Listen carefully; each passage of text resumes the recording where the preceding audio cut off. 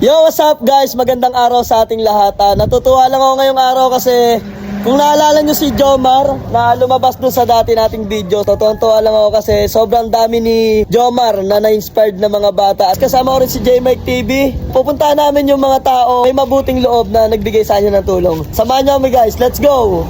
Maraming salamat sa SK ng Barangay Pinugay sa paghatid nila ng tulong sa batang si Jomar. Pakita mo kay Kagawad yung talent mo.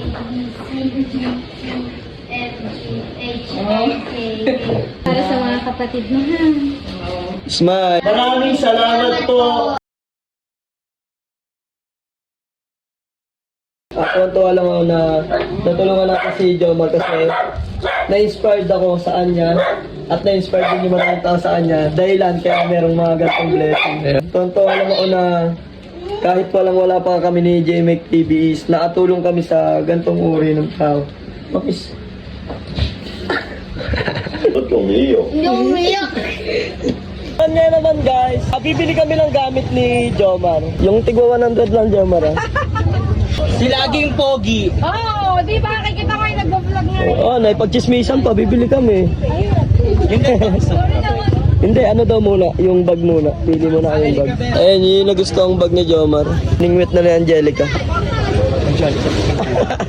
Bigay namin ang pinakamurang mura para sa Ito na tulong lang. na rin sa bata. Anak, mas malagan mapaglilikitan para next year, Magagamit mo. magagamit mo pa rin. Honor po yan. Oh, very good. Gandol na. Pogi yan eh, nagandol na. Maraming salamat kay ate. 480 to, tapos print niya yung medyas, ginawa niya lang 400 yung sapatos. Angas lawas.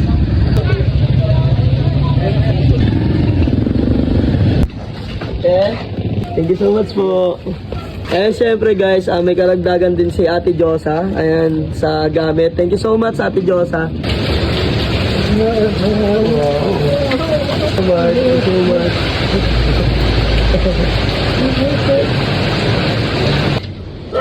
Medyo maputik yung daan. Binuhat ko na si Jomar. Wala ko tayo. Wow! Ay, nakakatuwa lang. Kahit pa paano, malaking bagay yung mga followers natin. Nakakatuwa lang na hindi tayo magpapamuti ng sugal. Nakaka-inspire tayo ng maraming bata. Ay. Okay lang. Ate. Thank you so much po. Thank you, Lord!